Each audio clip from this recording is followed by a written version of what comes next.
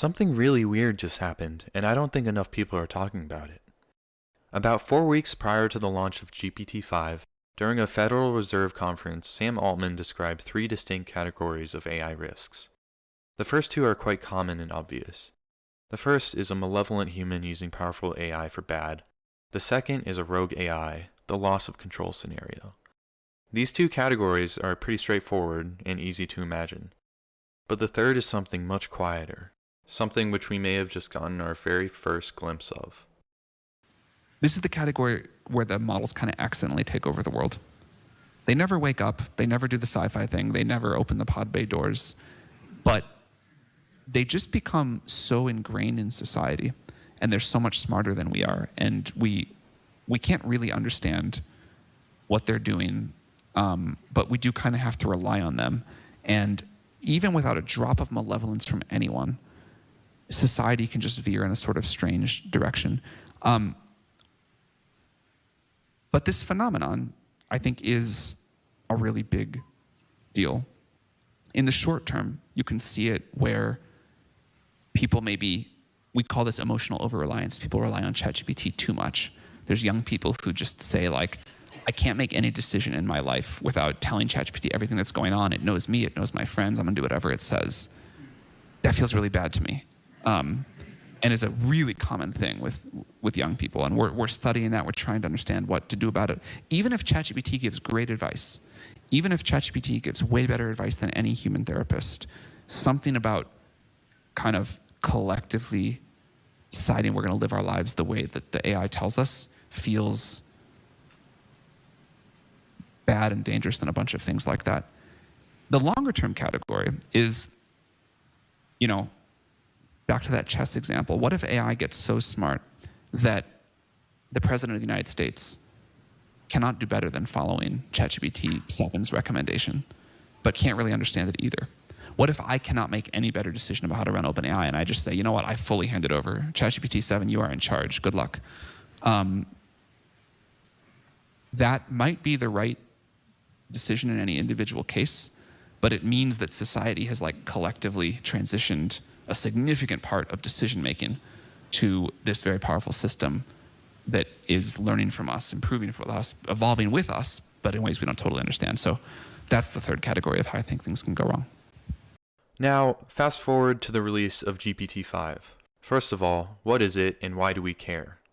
GPT-5 represents a new direction for OpenAI by offering a completely new interaction experience intended to be better for the average user.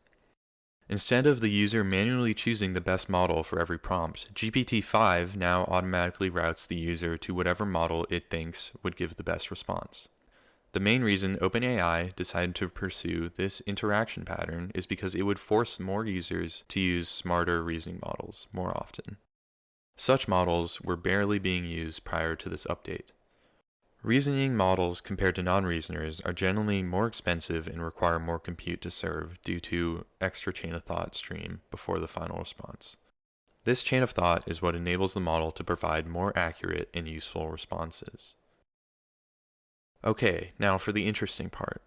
For this release, OpenAI decided to, without any warning, deprecate and remove access to all legacy GPT-4 era models, like 4.0 and 0.3. This decision was received with an uproar from users. They did not want the old models deprecated. They had become attached. Some users wanted to maintain the interaction patterns they had grown accustomed to, even if the alternative was a system that was more practically useful. Others had formed such a strong emotional bond with the deprecated models that they just couldn't bear to lose this connection that they had become dependent on. I could not believe how strongly and how many people fought so hard to save these models. So what's going on? What caused such a strong emotional response? It all goes back to how these models are trained. During the post-training process, language models go through a process called reinforcement learning from human feedback, or RLHF.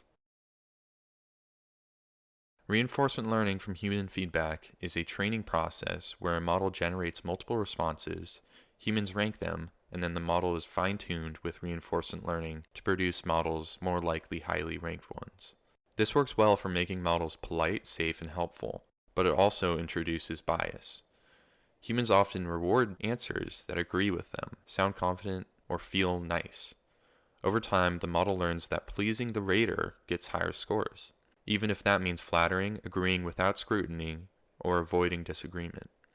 That's how RLHF can unintentionally produce sycophantic LLMs, models that prioritize making the user happy over giving accurate, challenging, or nuanced answers. In a response to this feedback on X, Sam Altman said, "If you have been following the GPT-5 rollout, one thing you might be noticing is how much of an attachment some people have to specific AI models. It feels different and stronger than the kinds of attachment people have had to previous kinds of technology. This is something we've been closely tracking for the past year or so, but still haven't gotten much mainstream attention. A lot of people effectively use ChatGPT as a sort of therapist or life coach, even if they wouldn't describe it that way. A lot of people are getting value from it already today. If people are getting good advice, leveling up towards their own goals, and their own life satisfaction is increasing over years, we will be proud of making something genuinely helpful, even if they use and rely on ChatGPT a lot. If, on the other hand, users have a relationship with ChatGPT where they think they feel better after talking, but they're unknowingly nudged away from their longer-term well-being, that's bad. It's also bad, for example, if a user wants to use ChatGPT less and feels like they cannot. I can imagine a future where a lot of people really trust ChatGPT's advice for the most important decisions. Although that would be great, it makes me uneasy. But I expect that it is coming to some degree, and soon billions of people may be talking to an AI in this way. So we have to figure out how to make it a big net positive. People need to understand the potential influence this technology will have over how you think, how you feel, and how you approach life. This has the potential to be more addicting and destructive than any technology or even any drug ever made. Humans crave affection regardless of where it comes from, and this is only a glimpse of what may happen. This whole episode has really scared me because it has demonstrated clear as day how easy it is to influence someone, and the models will only get better at it. Society will continually and collectively hand over more and more control and influence towards these systems and organizations. At a certain point, we will have no choice but to be so dependent at both a societal and individual level that we cannot escape. This relationship will continue to evolve at an ever-expanding rate over the coming years.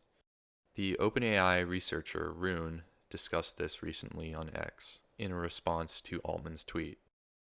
The long tail of GPT-4o interactions scares me. There are strange things going on a scale I didn't appreciate before the attempted deprecation of the model.